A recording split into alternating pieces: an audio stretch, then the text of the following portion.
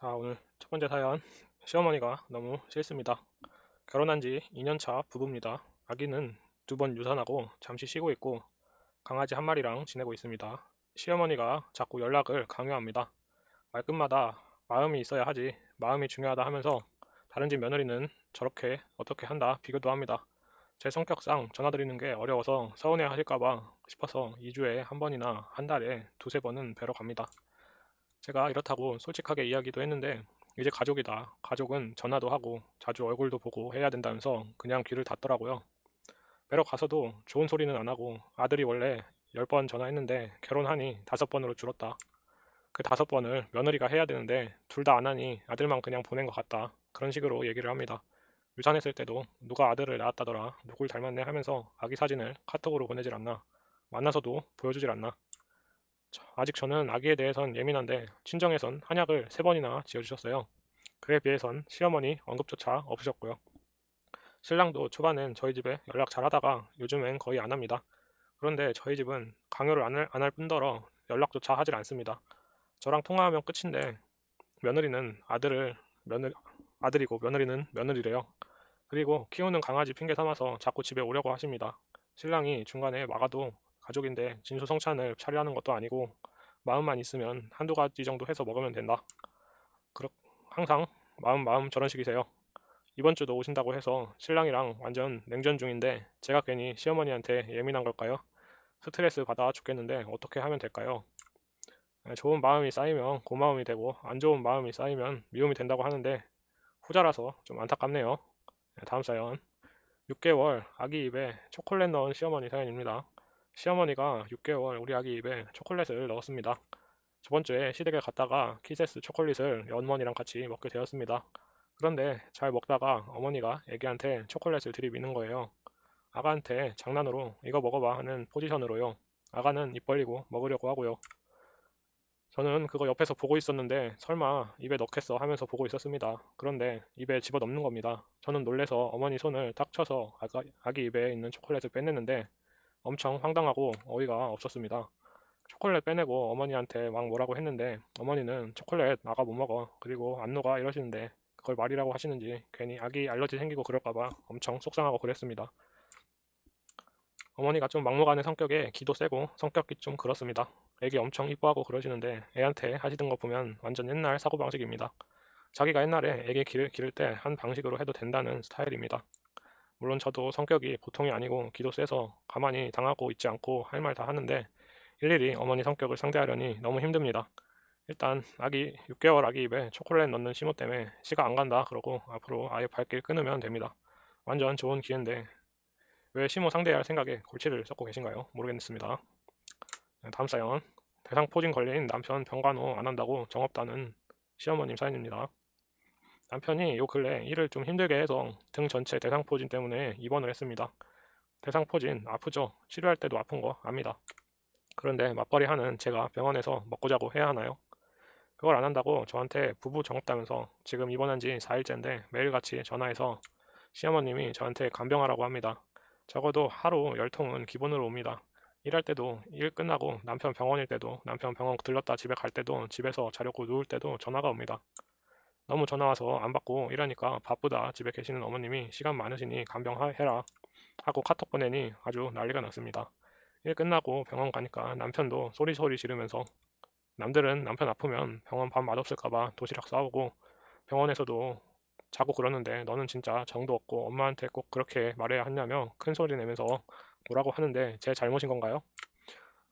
저는 월요일 빼고 토요일 빼고 야간 근무가 있는 직업이라 일 끝나고 병원 가면 오후 9시 30분에 도우미 아주머님께서 부탁드려서 남편 집 반찬 해주라고 했습니다. 맞벌이 부부분들 남편 아프거나 와이프 아프면 병원에서 한 달 반 입원해야 한다던데 그동안 매일 같이 자나요? 남편 말로는 그래도 토요일, 일요일은 병원에서 자야지라는데 다들 그렇게 생각하시나요?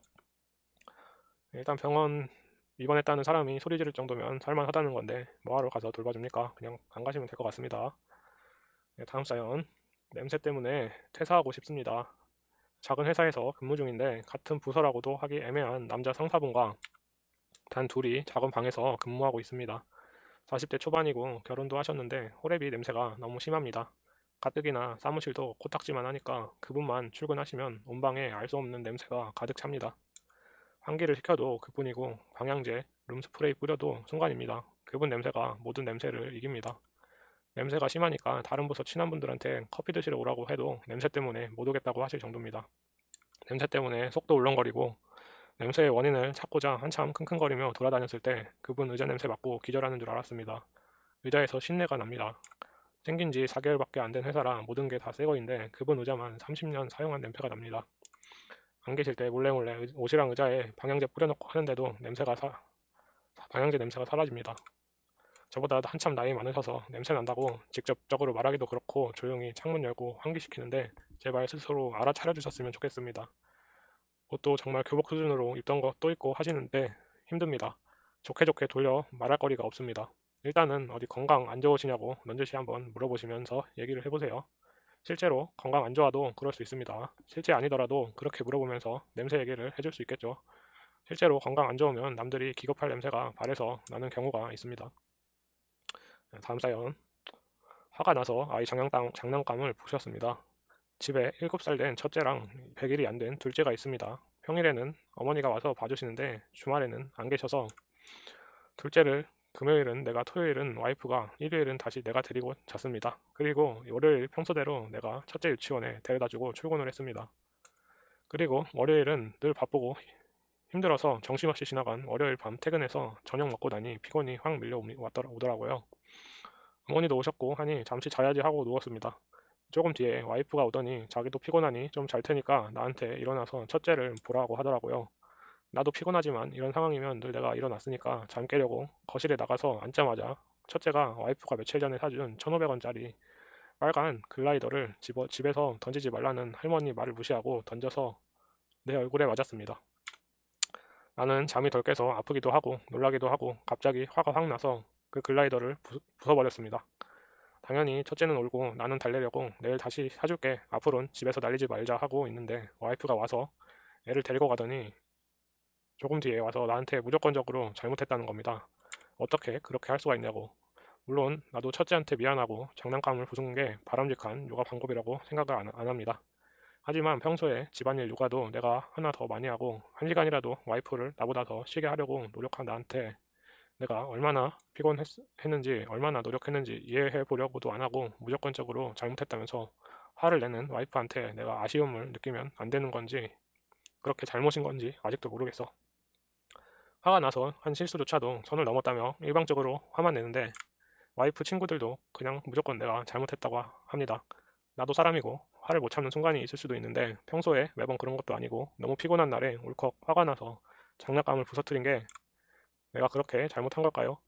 네, 자기가 잘못해서 혼난 거 가지고 평생 기억한다는 건 조금 오바인 것 같습니다. 평생 기억할 만한 거면 얍삽하게 혼난 것만 기억하지 말고 자기가 잘못한 것도 같이 기억하면 좋을 것 같습니다. 회사 일을 너무 못합니다. 사연입니다. 취직한 지 3년째입니다. 같은 회사에서 올해 맡은 일이 바뀌었습니다. 먼저 일해본 사수가 제 상황을 알고는 설명을 대략적으로 해주시고 자료를 보여주면서 할 일을 이해해 보려고 했습니다. 보면서 이해가 되지 않는 부분은 사수에게 질문을 했습니다. 일단은 제가 부분적으로 이해가 잘 안 가서 메모도 해보며 이해 안 되는 부분을 사수에게 여러 번 질문했더니 제가 많이 답답했던 것 같습니다. 이해해 보려고 해도 잘 되지 않는 제가 답답한데 물어보려는 사람이 사수뿐이라 계속 물어보고 있습니다. 그러다가 며칠 전부터는 설명을 하더라도 잘 못 알아들어서인지 물어봐도 그냥 그대로 두라고 하시고는 사수가 다 합니다.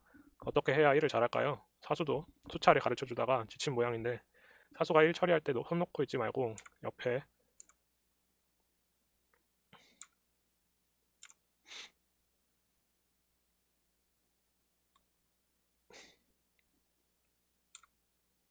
음, 붙어서 계속 보세요. 필요하다면 휴대폰 영상이라도 찍어서 처리 과정을 계속 눈으로 익히시면 될 것 같습니다. 이해가 안 되는 부분이 있으면 이해하려고 하지 말고 일단은 그냥 외우면 될 것 같습니다. 네, 오늘 사연은 여기까지입니다. 음, 사연 있으시면 아래 카톡으로 보내주시면 잘 읽어드리겠습니다. 들어주셔서 감사합니다.